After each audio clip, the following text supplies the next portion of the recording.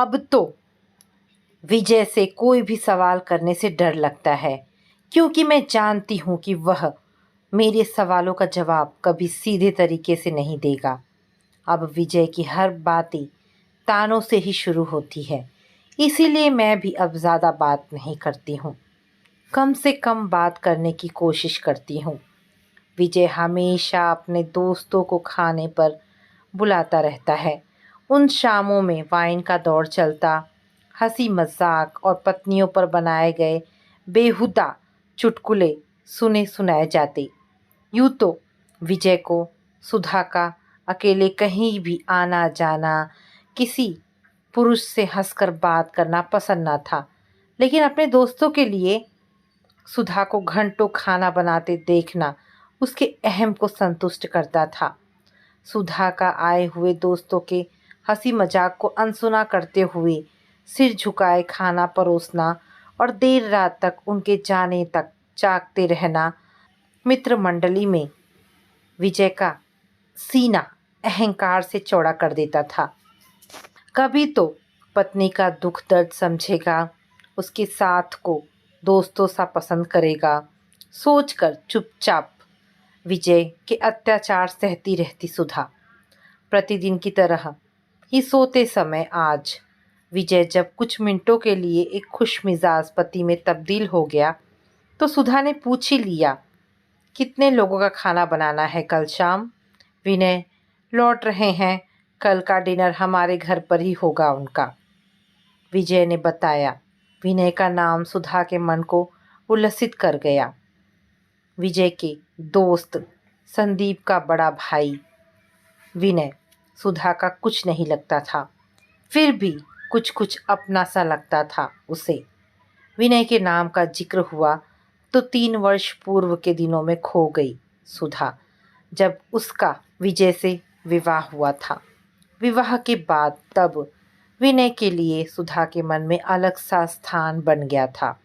जब सुधा का स्वागत विनय ने ये कहते हुए किया था कि विजय की मुझे कोई चिंता नहीं रहेगी, अब तुम जैसी पढ़ी लिखी सुलझी समझदार पत्नी जो मिल गई है उसे।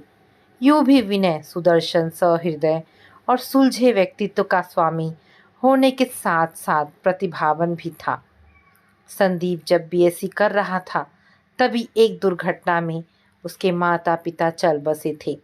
उस समय विनय का एक रिसर्च इंस्टीट्यूट में असिस्टेंट की पोस्ट पर चयन हुआ था। संदीप को माता पिता का स्नेह देते हुए विनय ने पढ़ा लिखा कर इंजीनियर बनाया और एक बहुराष्ट्रीय कंपनी में प्लेसमेंट होने पर कई लड़कियां देखने के बाद संदीप की हाँ होने पर उसका विवाह करवाया था। विजय पर भी विनय के कई उपकार थे। विनय ने उसकी लिखने पढ़ने में बहुत मदद की थी। इतना ही नहीं, सुधा के विवाह से कुछ वर्ष पूर्व जब विजय की विधवा माँ कैंसर से पीड़ित हो अस्पताल में अंतिम दिन गिन रही थी, तब विनय प्रतिदिन उनके पास जाकर बैठता, बातें कर उनका दिल बहलाता और कभी कभी रात में भी वहाँ ठहर जाता था। विजय की माँ का देहांत हुआ तो विजय की बहन का अपने एक मित्र से रिश्ता तय करवाकर विजय का बोझ भी हल्का कर दिया था विनय ने। यह बात अलग है कि दूसरों की जोड़ियां बनाने वाला विनय ने अपने लिए अविवाहित रहने का रास्ता चुना था। विजय का विवाह हुआ ही था कि उसका दोस्त संदीप अपनी पत्नी को लेकर विदेश चला गया, लेकिन विजय के पास विनय का आना जाना पहले की ही तरह चलता रहा। विनय जब भी आता था तो सुधा का मन होता कि वह भी उन दोनों के साथ ही बैठी रहे। विनय की बातें सुनते हुए बहुत कुछ सीखने को मिल जाता था। बातों ही बातों में विनय उनकी समस्याएं जान जाता व सुलझाने का पूरा प्रयास करता। सुधा उन दिनों विजय के देर रात तक घर लौटने से बहुत परेशान हो जाती थी। छुट्टी के दिन भी यार दोस्त डेरा जमाए रहते थे उसके घर पर। सुधा विजय के साथ समय बिताने को तरस जाती थी। विनय ने ना जाने कैसे सुधा के मन को पढ़ लिया था। विजय को समझाते हुए कहता कि रात को वो घर देर से आना छोड़ दे। सुधा के कानों ने कई बार विनय को विजय से ये कहते हुए सुना था कि सारा दिन वह तुम्हारे इंतज़ार में काट देती है और संडे को भी तुम उसे किचन में लगा देते हो। पति पत्नी का यही समय अपना होता है, बाद में बच्चे, घर गृहस्थी, ढेरों जिम्मेदारियां। जी लो विजय इन सालों को सुधा के साथ। लेकिन विनय के इतना समझाने पर भी विजय की आदतें नहीं बदल रही थी। अपने संस्थान के एक प्रोजेक्ट में दिन रात परिश्रम करते हुए विनय को बहुत ही सराहना मिली और फिर निर्देशक के पद पर प्रमोशन के साथ ही 2 वर्ष के लिए जापान जाने का ऑफर मिल गया था। आज उनके लौटने का समाचार सुन सुधा उत्साह से भर उठी थी। विनय की फ्लाइट का समय दोपहर 2 बजे का था। उसका घर विजय के घर से कुछ ही दूरी पर था। सुधा ने अपने घर रखी डुप्लीकेट चाबी लेकर उसके घर की साफ सफाई करवा दी, कुछ सामान लाकर रख दिया और एक मेड से विनय के घर का काम करने के लिए बात कर उसका मोबाइल नंबर विजय से कहकर विनय को व्हाट्सएप करवा दिया। अगले दिन दोपहर विनय जब अपने घर पहुंचा तो सब कुछ व्यवस्थित देखकर मन ही मन सुधा को सराहे बिना नहीं रह सका। शाम वह विजय व सुधा से मिलने उनके घर जा पहुंचा। इन 2 वर्षों में उसमें कोई परिवर्तन दिखाई नहीं दे रहा था। कुछ देर साथ बैठने के बाद सुधा चाय बनाकर ले आई। चाय टेबल पर देख विजय सुधा पर चिल्ला उठा, अनपढ़ गवार कहीं की, तुम्हें कभी अकल नहीं आएगी। विनय इतने दिन जापान में रहकर आए हैं, कॉफ़ी जूस या सॉफ्ट ड्रिंक लेकर आती, ना इनके लिए सब कुछ मैं ही बताऊंगा। मुझे याद है पहले भी जब ये आते थे मुझसे पुदीने और अदरक की चाय बनाने को कहते थे, इसीलिए आज भी। सुधा ने मंद स्वर में उत्तर दिया। सुधा तुम्हें याद है अब तक? मुस्कुराते हुए विनय बोला। विजय जापान में रहते हुए शायद ही ऐसा कोई दिन था जब मुझे पुदीने अदरक की चाय याद नहीं आई हो। कम से कम 1 वीक तक लगातार रोज आऊँगा चाय पीने, तभी मेरी तलब शांत होगी। थैंक यू सुधा। विजय खिसियानी हंसी हंस दिया। सुधा के मन की सूखी रेत आज बहुत दिनों बाद अचानक स्नेह के कतरे से नम हो गई। रात को सोने से पहले उस नम रेत पर हृदय स्पंदन बार बार एक नाम उकेर रहा था, विनय। विजय की पीने पिलाने और दोस्तों संग वक्त बिताने की आदत से विनय वाकिफ था, लेकिन उसका व्यवहार पत्नी के प्रति इतना शुष्क व कर्कश हो गया होगा ऐसा उसने कभी नहीं सोचा था। अपने घर पहुंचकर आज का दृश्य उसकी आंखों के सामने कौंधता रहा। कैसा व्यवहार करता है विजय सुधा के साथ। मैंने तो इसे सदा हंसते हुए ही देखा था। विजय के साथ विवाह कर शायद भूल कर दी इस सुधा ने। सोचते हुए विनय को नींद आ गई। विनय के मन में उस दिन से सुधा के प्रति सहानुभूति व स्नेह जाग उठा। सुधा जब नई ब्याहता थी तब से वह देखता आ रहा था कि सुधा विजय के प्रति कितनी समर्पित थी। इन दिनों 2-3 बार विजय के घर जाने के बाद विनय से सुधा की घुटन छिप नहीं सकी। वह सोच रहा था कि यदि सुधा चाहेगी तो वह उसे कहीं जॉब दिलवा देगा। जल्द ही विनय को अपनी इच्छा पूरी करने का अवसर मिल गया। उसके इंस्टीट्यूट में डॉक्यूमेंटेशन का काम देखने के लिए जो पोस्ट निकली वह सुधा के सीवी से बिल्कुल मैच करती थी। विनय ने इस विषय में विजय व सुधा से बात की और सुधा ने अप्लाई कर दिया। इंटरव्यू हुआ और सुधा को चुन लिया गया।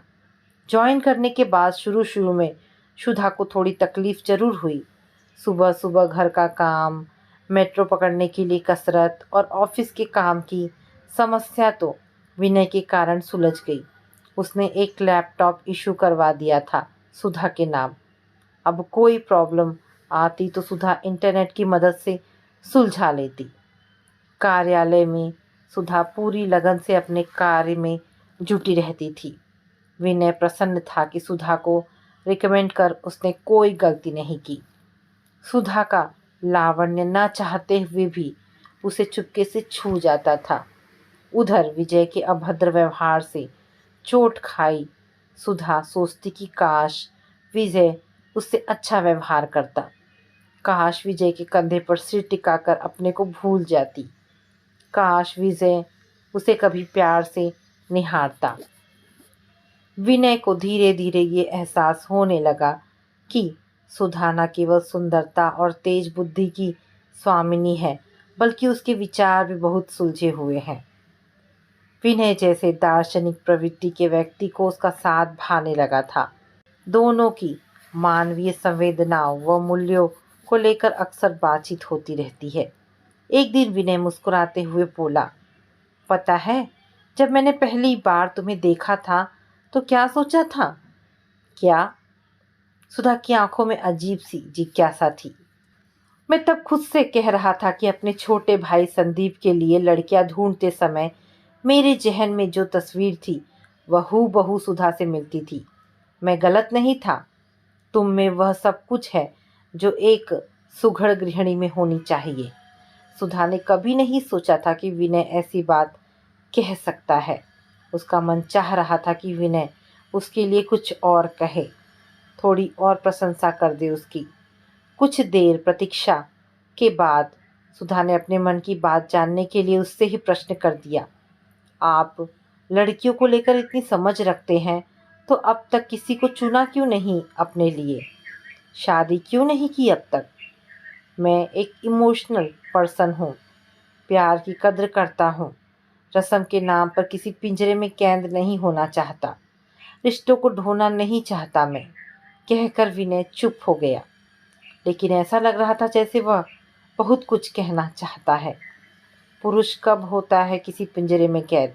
ये पिंजरा तो औरत के लिए है, जहाँ कैद होकर वह ताउम्र अपना वजूद तलाशती है। आकाश को देख सकती है पर उड़ नहीं सकती। सुधा ठंडी आह भरते हुए बोली, मैं किसी को कैद भी नहीं कर सकता, कहकर विनय ने चुप्पी ओढ़ ली। सुधा के मन में विचारों और सवालों की उथल पुथल चल रही थी। कुछ देर बाद बोली, प्यार इश्क प्रेम सब कुछ भी हो, लेकिन सबके सब अर्थहीन है। विवाह से पहले लगता है जैसे बहुत चमक है इनमें, आंखों को चकाचौंध करता तिलिस्म सा उजाला। शादी हुई कि प्रेम की परिभाषा अंधेरे में तलाशी जाने लगती है। रात का संबंध प्यार कहलाने लगता है। सुधा, ऐसा इसलिए होता है क्योंकि विवाह की परिणति एक सुखद परिवार में हो, यही मान लिया गया है। विवाह का परिणाम दो लोगों में प्रेम का पनपना तो कभी सोचता ही नहीं कोई। एक पुरुष अपने हिस्से का प्यार बाहर भी तलाश लेता है, लेकिन घर पर अपना साम्राज्य स्थापित करने से बाज नहीं आता। परिवार और संतान से जुड़कर स्त्री को आजीवन यह दास्तां स्वीकार करने के लिए विवश होना पड़ता है। ना जाने आदमी आधिपत्य क्यों चाहता है, अपनी मनमानी करता है। विजय को भी मेरी किसी बात में न सुनना पसंद नहीं। ऑफिस में साथ काम करने वालों से खूब दोस्ती है, लेकिन मेरा किसी आदमी से हंसकर बात करना बर्दाश्त नहीं। जॉब के लिए भी आपके कहने से मानना पड़ा था। शायद इन दिनों बढ़ती महंगाई में अपनी सैलरी से मनचाहे खर्च नहीं कर पा रहे थे। मेरा बाहर निकलना तो अभी भी जी जलाता है इनका। तुम्हारे हाथ का दर्द कैसा है? विनय के सहसा पूछे गए इस प्रश्न से सुधा अचकचा गई कि क्या विनय को मेरा विजय की बुराई करना नागवार गुजरा है, या फिर सुधा सोच ही रही थी कि विनय ने अगला सवाल खड़ा कर दिया, क्या सचमुच तुम बाथरूम में फिसली थी परसों? फिसलने से कलाई ऐसे तो नहीं मुड़ती? सुधा ने छलछलाती आंखों को मूंद कर सिर झाँप लिया था। फिर अपने को संयत कर बोली, आप सही समझे, फिसली नहीं थी, वॉशरूम में झूठ बोला था मैंने आपसे, और ऑफिस में बाकी सबसे भी। इसी का नाम है न शादी। परसों तुम्हारे घर आया था, पहुंचकर बाहर ही खड़ा था कि विजय का स्वर कानों में पड़ा। तुमसे कह रहा था कि किसका मैसेज पढ़कर मुस्कुरा रही हो। तुम जवाब दिए बिना मैसेज पढ़ती रही होगी शायद। फिर तुम्हारी दर्द भरी चीख सुनाई दी थी कि मेरी कलाई मुड़ गई। उसने तुम्हारे हाथ से मोबाइल खींचा होगा, ऐसा मेरा अनुमान है। सच क्या है सुधा? सुधा के गालों पर बहते आंसू सब कुछ कह गए। शादी कर रिश्तों का ऐसा अंजाम तो यही तो नहीं चाहता मैं, पर ऐसा तो कब से होता आया है। औरत के लिए अपना पति ही सब कुछ होता है, लेकिन पति के लिए? विनय लगातार बोल रहा था। बातों बातों में कब घर आ गया, दोनों को ही पता नहीं लगा। सुधा उतरने लगी तो विनय बोला, मेरा साथ देने के लिए शुक्रिया। थैंक्स तो मुझे कहना चाहिए, कोई तो है जो मेरे दर्द को समझा सकता है। अच्छा कल मिलेंगे, कहकर वह चल तो दी, लेकिन उसे लग रहा था जैसे वह तो कहीं कार में ही छूट गई है। घर तो बस एक पत्नी जा रही है, एक बंधा बंधाया रिश्ता निभाने। विनय अपने घर की ओर बढ़ा तो कार की खाली सीट पर एक अदृश्य सा व्यक्तित्व दिख रहा था उसे अपने पास बुलाता, अपने आकर्षण में बांधता हुआ, ठीक सुधा की तरह। घर पहुंचा तो वहां पसरा खालीपन सुर्ख रंगत लिए। आज कार्यालय में उन दोनों को घरेलू बातचीत के लिए अवसर कम ही मिलता था। सुबह आते समय ऑफिस के काम को लेकर बातचीत होती थी, घर लौटते हुए ही वे अपने विचार एक दूसरे के सामने रख पाते थे। तुम्हारी पर्सनल लाइफ से जुड़ा एक सवाल पूछूं? उस दिन विनय ने सुधा से कहा तो उसने मुस्कुराकर हामी में सिर हिला दिया। कोई नन्ही जान नहीं आई तुम दोनों के जीवन में? शादी के शुरू में विजय ने कहा था कि अभी वह बच्चे का खर्चा उठा नहीं सकता। मैं उसके प्रत्येक निर्णय से सहमत थी। तुम्हारा समर्पण दिखता था मुझे 2 साल पहले भी। विनय की बात सुनकर सुधा के मन का बांध टूट गया। शब्द बहने लगे नदी की तरह। मैंने तो हमेशा चाहा कि विजय मुझ पर नाज करे। सोचा था कि अपना मन, अपनी इच्छाएं ताक पर रख उनकी मनमानी पर निसार हो जाऊंगी तो उनके दिल की मालिका बनकर रहूंगी।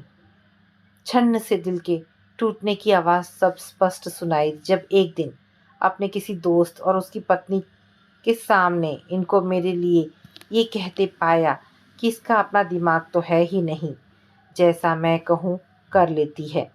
मेरा प्रेम, मेरा त्याग विजय को मेरी कमज़ोरी लगता था। सुनकर मैं सन्न रह गई। सुनते ही किचन में उन सब के लिए चाय बनाते हुए प्याला हाथ से छूट गया। फर्श से टुकड़े उठाए तो लगा मेरे सुनहरे सपनों का चुभती किरचों में बिखराव हो चुका है। इनको मैं एकत्र तो कर सकती हूँ पर जोड़ नहीं सकती। उस दिन के बाद एक अलगाव सा हो गया था मुझे विजय से। इस चुभन से बचने के लिए माँ बनने की ख्वाहिश फिर से जब विजय के सामने रखी तो जवाब मिला कि जीवन का आनंद लेकर फिर जिम्मेदारी संभालने की सोचेंगे। जीवन का आनंद मतलब क्या विजय? प्रेम और विवाह का कोई संबंध नहीं? ऐसे कितने ही प्रश्न मन में उठ गए हैं और जवाब ना मिलने से बढ़ते ही जा रहे हैं। यदि पति पत्नी भी प्रेमी प्रेमिका की तरह एक दूसरे को अपना सब कुछ मान ले, प्रेमांध होकर निगाहें एक दूसरे पर टंगी रहें, तो विवाह का दूसरा नाम प्रेम होगा। पर इसके लिए पति की आस्था और समर्पण भी तो जरूरी है ना सुधा? तो मैं क्या करूं? किसी को कैसे बदलूं? सुधा ने उस सांस भरते हुए पूछा। बदलना तुम्हें है, अपनी खुशियां वहां ढूंढो जहां मिले। अपने प्यार को यूं व्यर्थ बहने दे रही हो। किसी बंजर में हरियाली क्यों नहीं करती? कुछ और नहीं तो ऑफिस वालों से हंसी मजाक कर मन बहलाया करो ना अपना। पता है तुम्हारी चर्चा यहाँ के स्टाफ में चलती रहती है। लोग कहते हैं तुम दुखी लगती हो। अच्छा छोड़िए ये सब बातें, आपने अब तक शादी क्यों नहीं की? विनय फिर कुछ सोचता सा गंभीर हो गया। कई दिनों से अपने बारे में कुछ बताना चाहता था तुम्हें, कहकर वह कुछ देर चुप हो गया, जैसे अपनी बात कहने के लिए शब्द ढूंढ रहा हो। फिर बोला, हुआ था प्यार जापान में एक लड़की से। कुछ महीने तक हम साथ थे, लेकिन उसकी सच्चाई मुझे बहुत देर में पता चली। वो मुझे धोखा दे रही थी। वह संबंध तोड़ दिया मैंने। कुछ महीने लगे संभलने में मुझे। इसके बाद मैं नहीं बढ़ सका ऐसी रिश्तों में आगे। तो इसलिए ही आप शादी नहीं करना चाहते शायद। दोनों के बीच प्रेम पनपेगा या नहीं इस पर संदेह है आपको। जितना मैंने समझा है आप रिश्तों का महत्व समझाते हैं, भावनाओं की कद्र है आपको, प्यार देना और पाना जानते हैं आप, तो करनी चाहिए शादी आपको। विनय ने अचानक कार के ब्रेक लगा दिए। हल्का सा झटका लगा दोनों को। विनय बोला, पता है तुमने अभी मुझसे जो कहा ना, उसे सुनकर ऐसा ही झटका लगा मुझे। क्या सचमुच मैं प्यार देना और पाना जानता हूँ सुधा? तुम मुझे पहले क्यों नहीं मिली? कुछ देर तक खामोशी से बैठे सुकून भरे लम्हों को जीते रहे दोनों। अब दोनों एक दूसरे के हमदर्द बन गए। लेकिन ये रिश्ता अभी भी एक कच्चे धागे की तरह है, क्योंकि सुधा अभी भी ब्याहता है विजय की। लेकिन उसी दिन विजय के इस रवैये ने उस रिश्ते को एक मजबूत बंधन में बंधने की राह दिखा दी। सुधा का घर आया तो दोनों ने मंद मंद मुस्कुराते हुए बाय कहकर विदा ले ली। घर पहुंचकर सुधा रोज की तरह चाय बनाकर बेडरूम में ले गई। विजय रोज की तरह आज टीवी देखने में व्यस्त नहीं था। चाय की चुस्की के साथ बात शुरू करते हुए बोला, चलो तुम्हें आने जाने की थकान से छुट्टी मिली, विनय की कार का पूरा फ़ायदा उठा रही हो। मुझे तो लोकल या बाहर के टूर से ही फुर्सत नहीं मिलती। मजबूरी है, क्या किया जाए। लेकिन उस दिन जब शाम को आपके साथ ऑफिस के दोस्त आए थे तो वे तो कह रहे थे ना कि जब स्टाफ के सभी लोग बाहर जाने को मना करते हैं तो आप उनकी जगह जाने को तैयार हो जाते हैं। मैं तो हमेशा झूठ बोलता हूँ, दुनिया ही सच्ची है ना। आंखें तरेरते हुए विजय बोला। सुधा ने चुप रहने में ही भलाई समझी। जल्दी जल्दी चाय पीकर वह खाना बनाने चली गई। किचन में रखे मोबाइल का स्वर कानों में पड़ा तो सुधा देखकर सकते में आ गई कि उसके बैंक खाते से 1 लाख निकल गए। दौड़ते हुए कमरे में जाकर विजय से घबराई सी बोली, मेरे अकाउंट से किसी ने? अरे किसी ने क्या, मैंने ही ट्रांसफ़र किए हैं पैसे अपनी नई सेक्रेटरी सरिता के नाम। नेक्स्ट वीक टूर पर मलेशिया मेरे साथ जाएगी। कह रही थी कि टिकट के लिए एडवांस नहीं मिला ऑफिस से, वापस दे देगी तुम्हारे पैसे जब मिल जाएंगे उसे। वहाँ खर्च करने को भी नहीं है उसके पास। तनख्वाह माँ के इलाज में चली जाती है उसकी। लेकिन आपको मुझसे पूछना तो चाहिए था पैसे निकालने से पहले। छोटी सी तो रकम जमा थी, सारा अकाउंट खाली हो गया। अभी मुझे दिन ही कितने हुए हैं नौकरी करते हुए। कहते हुए सुधा की आंखें भर आई। ये तुम्हारा मेरा क्या कर रही हो? इतने दिनों से मेरा कमाया खा रही हो, मेरे पैसों से कपड़े मौज मस्ती चल रही है। मैंने आज पहली बार इस्तेमाल किए तुम्हारे पैसे तो आंखें दिखा रही हो। लेकिन वह रकम तो आप सरिता को। चुप रहो बस। सुधा की बात बीच में काटते हुए विजय उठकर उसके पास आ गया और एक जोर का धक्का देते हुए बोला, जाकर रसोई में अपना काम पूरा करो। मुझे भूख लगी है, इस बात की भी ज़रा सी भी चिंता नहीं। बहस कर रही हो बेशर्मों की तरह। सुधा का मन किया कि अब यहाँ से भाग जाए। सड़क पर दौड़े, चीखे चिल्लाए, सबसे कहे कि मैं हार गई हूँ इस रिश्ते के खेल में। नहीं ढोया जाता था ये पति पत्नी का संबंध मुझसे। कम से कम तब मेरी पीड़ा सबके सामने तो होगी। इस स्थिति की तरह तो नहीं जीना होगा मुझे कि रोज रोज अपमान की आग में मोम सी पिघल रही और दुनिया सोच रही है कि कोई जश्न चल रहा है। दोहरे जीवन से तंग आ चुकी हूँ अब। सुधा रात भर करवटें बदलती रही। लगा जैसे वह लाचार घुट कर रह गई हो। अगले दिन ऑफिस में सुधा उदास बैठी रही, बार बार रोना आ रहा था। शाम को वापसी के समय कार में बैठते ही विनय बोला, कह दो जो मन में है। आज सारा दिन तुम्हें देखकर परेशान हो रहा था मैं। सुधा ने पिछली रात की सारी बातें बता दी। तुम इजाज़त दो तो मैं आज उसकी खबर लूँ घर पहुँचकर। विनय क्रोध से उबल रहा था। नहीं, कहीं ऐसा ना हो कि फिर आपसे बात करने पर भी अंकुश लग जाए। ऐसा कैसे कर सकता है वह? उसकी ही चलेगी क्या? तुम सोच समझा कर बता देना कि मैं कब और कैसे समझाऊं उसे। यूँ अपने को मार कर कब तक जीती रहोगी? घुट घुट कर मर जाओगी एक दिन। सुधा फूट फूट कर रो पड़ी। रुंधे गले से बोली, मुझे ना जाने कितनी खुशियाँ मिल जाने की आशा थी इस रिश्ते से, कितने शौक पूरा करना चाहती थी शादी के बाद, खास महसूस करना और करवाना चाहती थी विजय को। लेकिन मिला क्या? निराशा, अपमान और कभी दूर ना होने वाला दुख। कुछ देर बाद रात वाली घटना से परेशान विनय बोल उठा, समाज के लिए प्रेम कितना महत्वहीन है। इस समाज में विजय भी एक है। इस समाज में से विजय भी एक है। क्या कोई इतना नीचे गिर सकता है?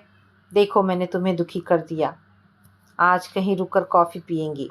ये मत कहना कि टाइम से घर ना पहुंची तो विजय झगड़ने लगेगा।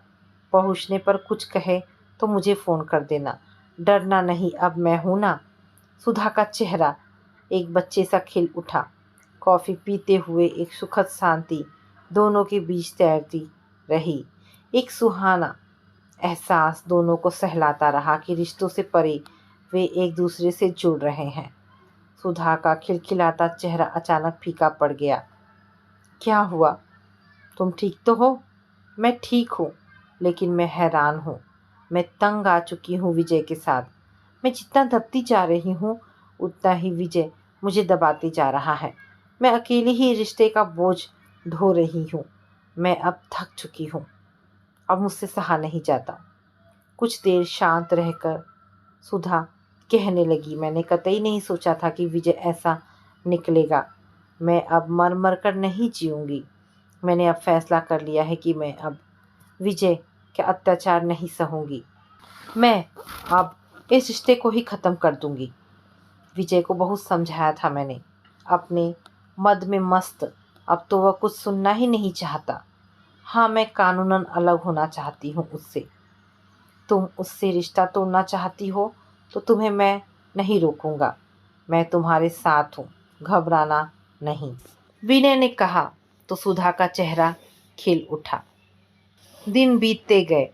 रोज के अत्याचारों से तंग आकर सुधा ने विजय से तलाक ले लिया और थोड़े दिनों बाद विनय ने सुधा के सामने विवाह का प्रस्ताव रखा तो सुधा मना नहीं कर सकी, क्योंकि उसे उसका हमदर्द जो मिल गया था। तो दोस्तों, ये कहानी यहाँ पर समाप्त होती है। आशा करती हूँ कहानी पसंद आई होगी। अगर कहानी पसंद आई है तो प्लीज़ इसे लाइक एंड शेयर करें। दोस्तों, ऐसी ढेरों पारिवारिक और शिक्षाप्रद कहानी सुनने के लिए मेरे चैनल को प्लीज़ सब्सक्राइब करें। मिलते हैं एक नई कहानी के साथ। धन्यवाद दोस्तों।